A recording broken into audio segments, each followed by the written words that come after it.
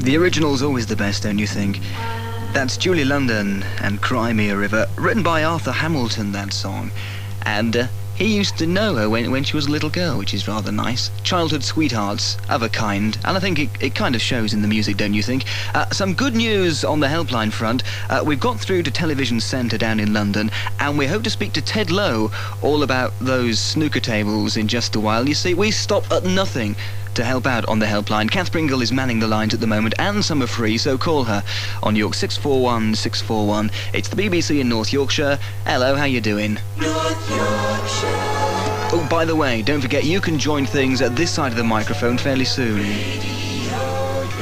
With the North Yorkshire People Game and a fairly tough clue. Well, it is just about that time of the year again when you discover you forgot to buy enough presents, or you do buy all the wrong presents, or you remembered the presents but forgot the cards, or you remembered the cards but forgot to post them, and okay, you've been sleeping with the £20 turkey to help to get it defrosted, but when it comes to wrapping up the prezzies, you'll never find the end of the sellotape. Well, if you're that kind of person that lives Christmas in a very disorganised way, don't worry about it. We have a special item for you this morning. Right at the end of the programme, before 12 o'clock, Scarborough correspondent Matt Watkinson joins us with a way to survive the disorganised Yuletide.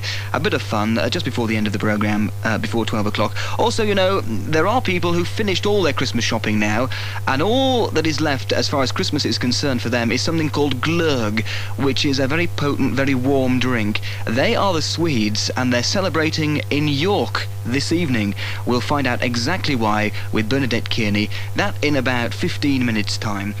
Let's move on, and each week at round about this time we take a look at the live music making that goes on all around the county. Last week, you might remember, we were down in the working men's clubs. Now that's the starting point for lots and lots of modern stars. This morning, the venue couldn't be more different. We're going back to school, but it's a school with a difference. Ripon Cathedral, in fact. It's there that for decades boys have been taught not just music, but, say the teachers, a genuine love of music. The training and the lifestyle are rigorous, and the rewards aren't always obvious. Tim Dower joined the boys to sample the highs and the lows. Out in a blaze of stripes and polka dots, the Kinks from 1966.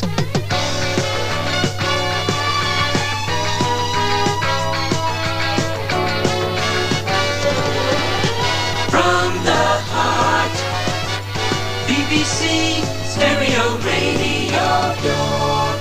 Don't forget the job swap that we've launched. That'll be coming along on Monday. What we've done is we've tried to convert lots of Scrooges around North Yorkshire, bosses that aren't too festive. Well, not yet anyway. The Lord Mayor has entered into the spirit of it. The Lord Mayor of York will be exchanging jobs with his housemaid on Monday. The head postmaster for the area, he'll be becoming an ordinary postman, whilst the ordinary postman gets a chance to put his legs up behind the cocktail cabinet. We've got job swaps all like that, all around the county. Now, if you'd like to join in, all you've got to do is call me now on York 641 641, and I'll be wanting details of your boss, and what we'll do is we'll phone him up and persuade him to take part, and that means you could be doing his job on Monday. What a thought. You might actually get to find out what he does for a living. Time has hurtled by as normal, and it's Thursday the 18th of December already, but we're warming up for Christmas in the cool of Malton in mid-December with a specially commissioned abridgment of Christmas Carol. It's read for us by local actor Richard Mapletoft. The reason why we're taking the whole thing out on the road to Malton is because Malton played host to Charles Dickens himself throughout the 1840s. It did that because his best friend, Charles Smithson, lived in Malton, and also his brother, he was a railway engineer in the area, and he lived in Malton. So let's look ahead to part 3 of Christmas Carol. It's coming your way in about an hour on Radio York. I'll get you into the festive spirit if it kills me this morning. I'll start by sticking the needle into something festive, and I'm not talking about Andy Stewart either.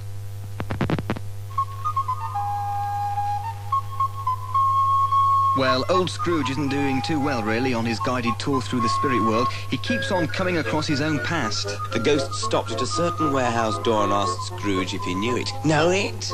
Said Scrooge. I was apprenticed here. They went in. So haunted by the misdemeanors of the past, a bit like Ronald Reagan, really, sitting through one of those old B movies, Scrooge begins to regret what has gone before. Yo-ho there! Ebenezer! Dick! Scrooge's former self, now a young man, came briskly in. It's part 3 of our special recording of Christmas Carol, recorded in 9 different locations around Old and New Malton and Norton, with local historians there as well, giving us the full background stories. Join us for all of that in, about an hour's time from now.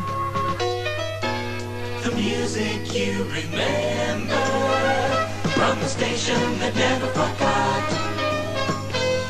BBC Radio York. It's Old and Crotchety from 1966.